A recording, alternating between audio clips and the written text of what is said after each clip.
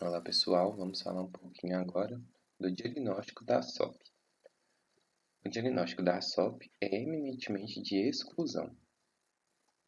Nem sempre é fácil devido à grande heterogeneidade da síndrome, principalmente durante a adolescência. Em geral, o diferencial deve ser feito com a imaturidade do eixo hipotálamo hipofisário ovariano, que seria um processo fisiológico e transitório de anovulação nessa fase da vida. A hiperandrogenia, genemia ou hiperandrogenismo cutâneo podem ser vistos em mulheres com SOP, mas há outras entidades que também podem ter quadro clínico semelhante. Portanto, o diagnóstico só será confirmado após a exclusão dessas afecções: disfunção da tireoide, hiperprolactinemia, tumor ovariano ou da suprarrenal, defeitos da síntese da suprarrenal, síndrome de Cushing e uso de substâncias androgênicas, anabolizantes. A suspeita da SOP é feita quando houver queixas de pelos excessivos no corpo, associada à irregularidade menstrual, em geral ciclos alongados ou períodos de amenorreia. Na adolescência, a imaturidade do eixo hipotalâmico hipofisário ovariano também pode determinar disfunção menstrual, entretanto, com ciclos mais curtos do que ocorre na SOP.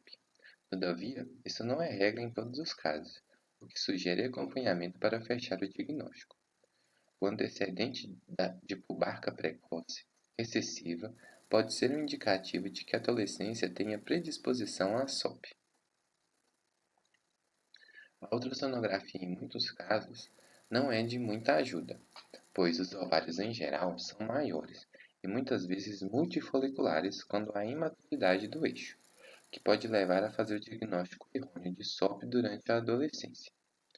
Infelizmente, há casos em que o diagnóstico será feito tardiamente, quando a mulher procura assistência médica por desejo reprodutivo, passando o diagnóstico despercebido durante a adolescência.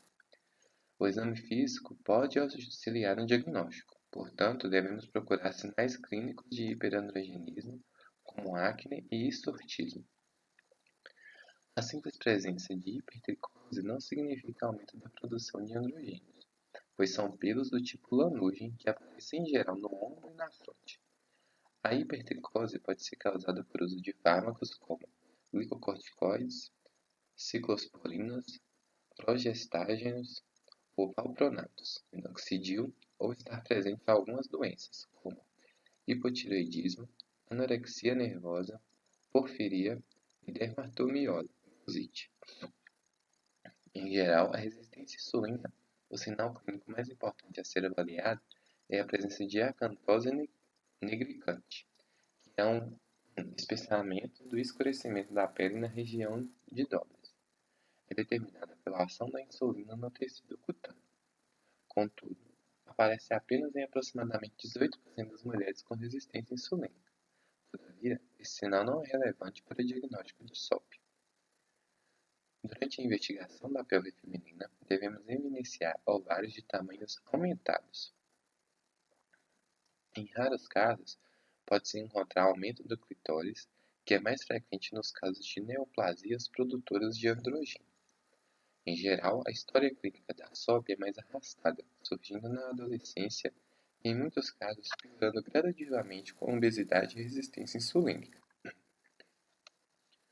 O exame de ultrassom pélvico nas mulheres com SOP pode mostrar imagens de ovários com volume aumentado, em geral acima de 10 ml, com mais 12 microcistos, de até 9 mm de diâmetro, na periferia do ovário.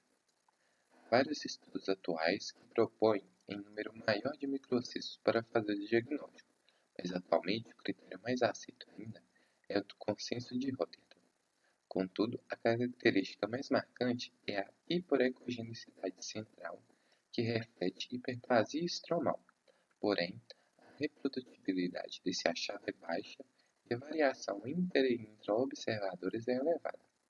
Essa característica não é vista nos adolescentes com a imaturidade do eixo. Contudo, o ultrassom isoladamente não faz o diagnóstico de SOP. Outro ponto importante é afastar afecções que podem ter as mesmas manifestações clínicas pelas dosagens hormonais. Hormônio tireoestimulante, TSH e T4, disfunção da tireoide, testosterona total, tumor ovariano ou suprarrenal, 17-OH-progesterona, deficiência da enzima da suprarrenal da 21-hidroxilase e cortisol, síndrome de Cushing. Contudo, nem sempre o diagnóstico é fácil, necessitando o uso de critérios de diagnóstico. Critérios de diagnóstico. Foram realizados vários consensos para estabelecer critérios para diagnóstico de SOP. Entre eles, salientamos o NAH, o de Rotterdam e da Sociedade de Excesso de Androgênio, síndrome dos ovários policísticos. O mais utilizado atualmente é o consenso de Rotterdam, 2003. Para o diagnóstico de SOP na adolescência, deve-se ter os 3 critérios de diagnóstico: hiperandrogenismo clínico laboratorial, disfunção ovulatória e imagens de ovários policísticos no tração pélvico. Além disso, esse critério cria 4 fenótipos de mulheres com SOP. A. Clássico ou completo, que é muito semelhante ao quadro clínico descrito por Stein e Leventhal, com as 3 características. B. Anovulação com hiperandrogenismo, sem as imagens de ovários policísticos. C. Hiperandrogenismo com imagens de ovários policísticos, mas a paciente tem ciclo regular, ovulatório. D. A paciente não tem hiperandrogenismo. Tabela 39.1.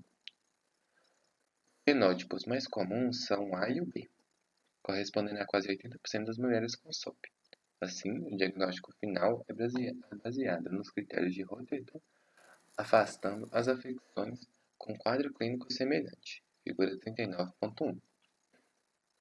Fenótipos potenciais em pacientes com síndrome dos ovários policísticos, conforme os diferentes consensos diagnósticos: hiperandrogenismo e surtismo, disfunção ovulatória, ovários policísticos, e tem o critério de NH e o critério de Rotterdam.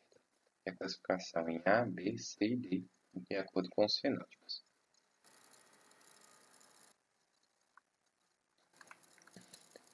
Algoritmo para o diagnóstico da SOP. Critérios EAEES 2006. Critério de Rotterdam. Hiperandrogenismo clínico laboratorial, disfunção ovulatória, imagens de ovários policísticos à ultrassom pélvico.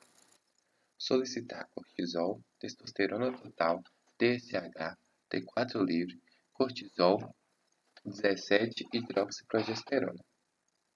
E o diagnóstico final e fenótipos. Então, a gente primeiro solicita esses exames, observa se há a presença de hiperandrogenismo clínico laboratorial, disfunção ovulatória ou imagens de ovários policísticos no ultrassom pélvico, e consegue chegar no diagnóstico final e o fenótipo da SOP. Então, a gente vai ficar com esse vídeo por aqui. No próximo vídeo a gente vai falar um pouco de distúrbios do metabolismo de carboidrato e risco de diabetes mellitus. Muito obrigado por ter assistido, deixe seu like e se inscreva no canal. E até o próximo vídeo.